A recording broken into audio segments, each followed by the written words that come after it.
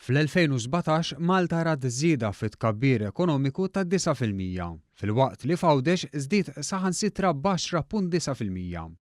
L-ikbar tkabbir kemm f'Malta kif ukoll f'Għawdex waslu f'oqsma professjonali, xjentifiċi u tekniċi.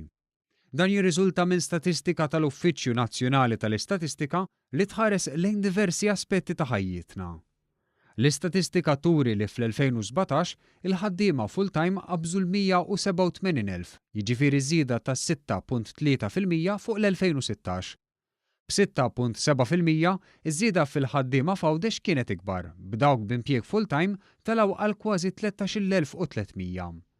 Joħroġ ukoll li ftit iktar minn 4,000 tifel u tifla kienu qed jattendu f'ċentru għal ħarsien tat-tfal, b'79% jibbenefikaw miċ-child care b'xejn offrut mill-Gvern. Fl-Università ta' Malta kien hemm iktar minn 11,000 student full-time u part-time, bi ftit iktar minn 58% minnhom kienu nisa. Barra minn hekk l-istatistika ssostni li l-popolazzjoni ta' Malta qabżet l-475,000 persuna, bl-ikbar sezzjoni tkun dik ta' bejn 30 u 39 sena. Fl-2016 żdiedu wkoll il-vetturi liċenzjati, bladd jitla' għal kważi 359,000.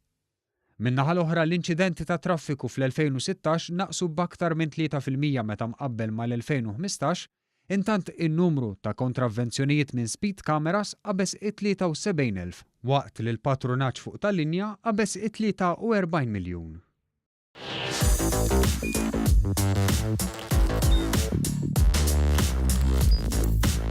Idħol fuq one.com.mt u hemmhekk tista' tara l-programmi kollha li jxandru fuq One permezz ta' One Play.